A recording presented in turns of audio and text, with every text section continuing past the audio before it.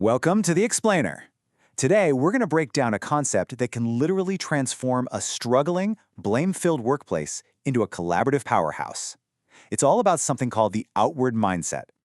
You know that feeling, right? When you're stuck in a workplace that's just full of finger-pointing, where different departments don't talk to each other, and nobody seems to take real ownership. It's incredibly frustrating, and it can bring even the best teams to a grinding halt. So for years, what's been the go-to solution? We try to fix the behaviors. We create new rules, new processes. But it turns out, just focusing on the actions without getting to the root cause, the mindset that's driving them, is exactly why so many big change initiatives just fizzle out and fail. And the data on this? It's pretty staggering.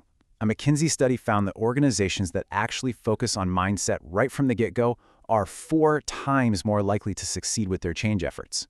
I mean, that's not a small difference. That's a huge indicator that we've been focusing on the wrong part of the equation.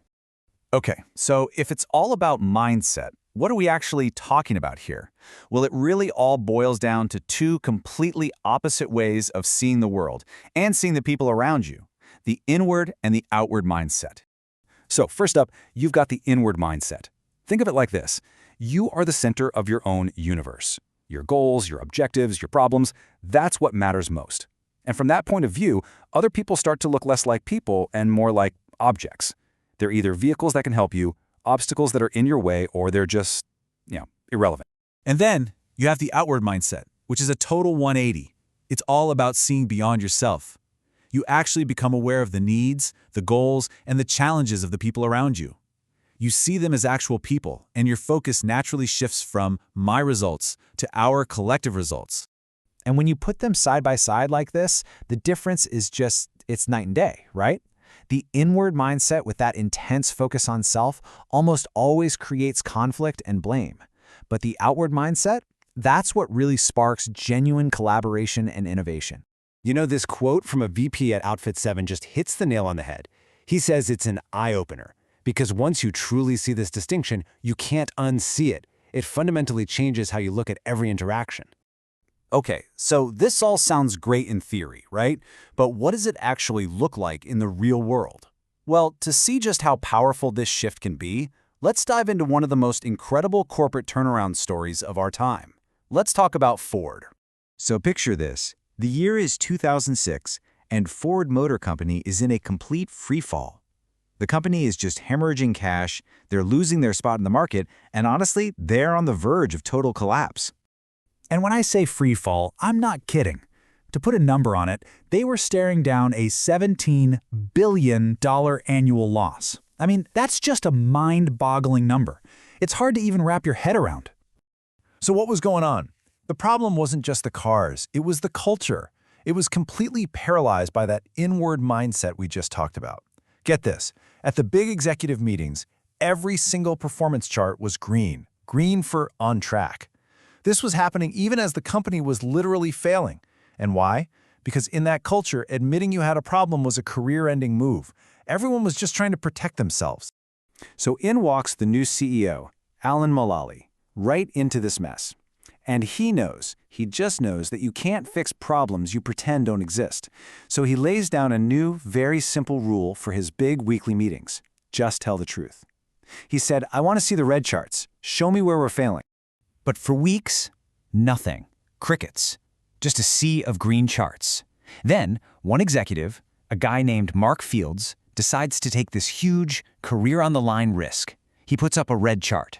He admits there's a serious problem with the launch of the new Ford Edge, and the entire room just goes dead silent. Everyone is waiting for him to get fired right there on the spot. But what Mulally did next was absolutely incredible.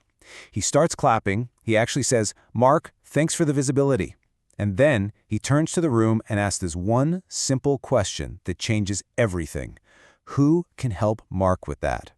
In that single moment, the whole culture shifted from cover yourself to how can we help? That one moment, that one question, it actually gives us the perfect blueprint for how to put this whole outward mindset thing into action ourselves every single day. It's a really simple but powerful loop you can remember with the acronym SAM. S-A-M. It starts with see others, and I mean really see them. Understand their goals, their needs, their challenges. Then you adjust your efforts.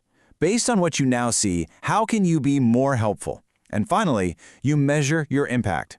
You have to hold yourself accountable. Is what you're doing actually helping them? It's a cycle of constant improvement. And if you look back at that Ford story, you can see Sam in action, clear as day. The red charts? That's how they started to see each other's problems. Mulali's question, who can help? That forced them to adjust their efforts. And those weekly meetings? That's how they measured their impact to make sure the help they were offering was actually solving the problems. Okay, so this is great for the CEO of Ford, but what about the rest of us, right?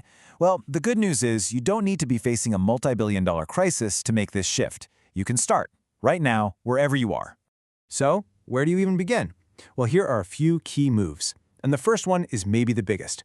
Don't wait for somebody else to go first. You have to be the one to start. And that means rethinking your job a little. Are you here just to check tasks off a list, or are you here to have an impact on the success of others? And let's be clear, this isn't about being soft. It's about being strategically smart. It's about seeing the bigger picture.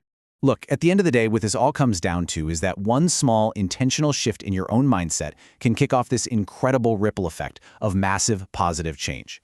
And that really just leaves one question for all of us. What is one small way you can adjust what you're doing to be more helpful to someone on your team today?